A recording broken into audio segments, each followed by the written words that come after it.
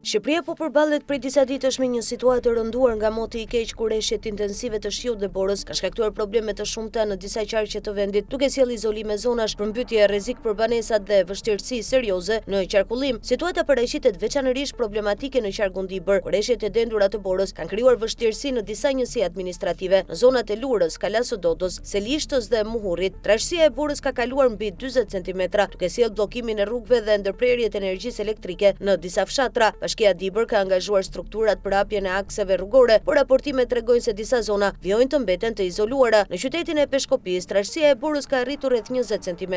Qarkullimi në aksin Peshkopi-Kukës lejohet vetëm me zinxhir dhe me vështirësi të theksuara, ndërsa segmenti Uraje-Çerenecit, Librazh mbetet i pakalueshëm. Ekipet e emergjencave dhe ato të mirëmbajtjes po punojnë për hapjen e këtij aksi, ndërkohë rruga Peshkopi-Tiranë vijon të jetë e qarkullueshme pa zinxhir, ndërsa pastrimi i rrugëve rurale po vijon në të gjithë qarkun. Paralelisht me situatën e borës në veri dhe verilindje, rreshtet intensive të shiut kanë sjellë një tjetër problematik serioze në disa qarqe të ultësirës perëndimore dhe jugut të vendit. Dalja nga shtrati e lumenjve ka shkaktuar përmbytje të tokave bujqësore dhe ka rrezikuar banesa. Në raportimet më të fundit, lumi Seman ka dalë nga shtrati në fshatin Murriz, ku uji ka vërshuar drejt zonave të banuara. Aktualisht raportohet për prezencë uji në oborret e disa banesave pa depërtim brenda tyre. Pashtu Semani ka përmbytur me qindra hektar tokë bujqësore në zonat Roskovec, Patos dhe Fier, duke shkaktuar dëme të konsiderueshme për fermerët. Situatë e ngjashme raportohet edhe në Elbasan, ku lumi Shkumbin ka dalë nga shtrati, duke vënë në rrezik përmbytjen e të paktën 20 banesave në fshatin Thanasaj. Grupet e emergjencave janë në terren dhe po shqyrtojnë mundësinë e evakuimit të banorëve që ndodhen në zonat më të rrezikuara. Instituti i Gjeoshkencave ka ngritur alarmin për rrezik të shtuar përmbytjesh, pothuajse në të gjitha qarqet e vendit, si pasojë e rreshjeve intensive dhe rritjes së shpejtë të prurjeve në lumenjt kryesor dhe ata malor. Sipas parashikimeve, qarqet më të rrezikuara janë Shkodra, Kuksi, Dibra, Lezhë, Durrësi, Tirana, Elbasani, Fieri, Vlora dhe Gjirokastra. Rrezik të shtuar për përmbytje lokale paraqesin lumenjt Ishëm, Erzen, Mat dhe Vjosa, ndërsa